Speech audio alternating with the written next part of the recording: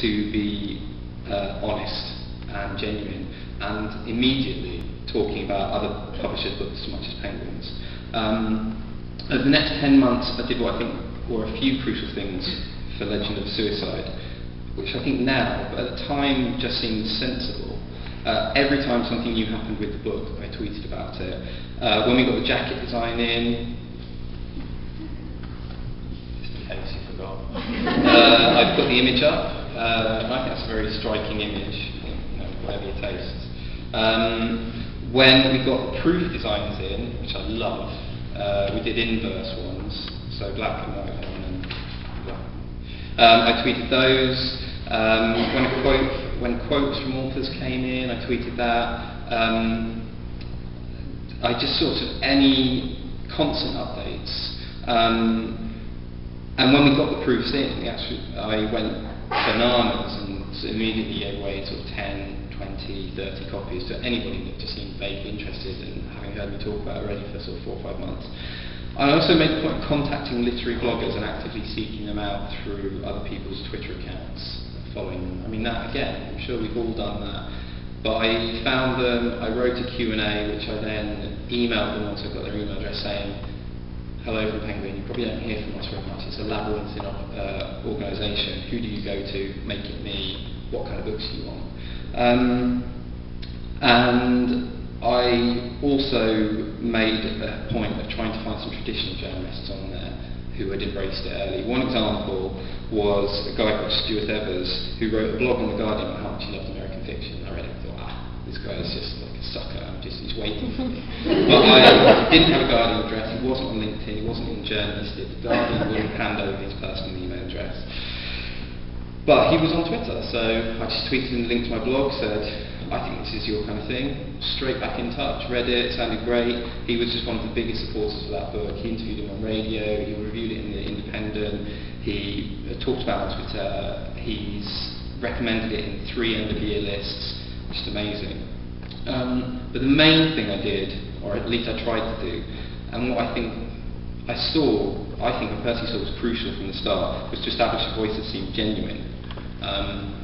I kind of reasoned that there were people out there who were interested in books, and also a small number, probably literary bloggers, who were interested in the workings of a publishing company like Penguin. And I thought, I work at one of the biggest and most famous publishing companies in the country. Surely there's some stuff that I do that might interest some people who are into books.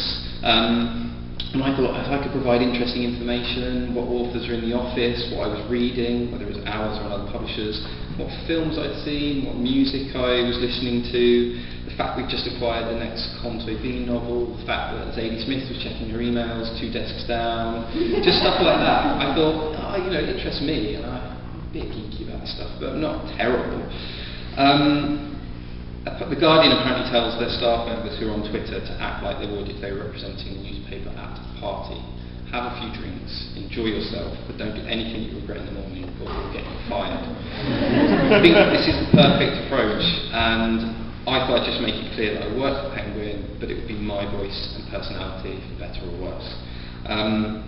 Sounds to me like common sense, but I'm still amazed at how many company accounts and publishers' accounts only bang on about their own books and don't get involved in the social game. I personally think it's false and the opposite of persuasive. It just seemed immediately clear that Twitter offered a chance to connect with people and the readers directly in a way that you just hadn't before as a publicist. Unless you're prepared to dig around the trade press, take the punt, the traditional literary media had always essentially decided who found out about what when, which was usually around publication time. But here was a chance to talk about something well ahead of time, to give people information first, and to get other people interested. I had a few definite aims with the campaign. It wasn't entirely off the cuff. I wanted to keep it being talked about and be able to search about it and see that it was being mentioned independently of me. I thought, if I can get to that stage, something's going right. But keeping it being talked about is incredibly difficult. A blogger said to me just yesterday, I think it's a perfect summary of it, it's like trying to control the sea from a small boat. I quite like that. I also wanted to try and make it seem that it never felt like shilling. It was genuine enthusiasm, and as such maybe not even seen as a campaign. I just love this book, and I happen to be lucky enough to work for the publisher publishing it.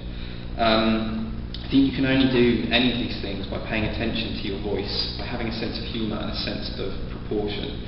The writer gave me a great summary of publishers on Twitter. He said, "Too many treat Twitter like their own base in a war, as if their books have to sell above all others, when really nobody outside publishing cares who publishes what and just want to hear about good books."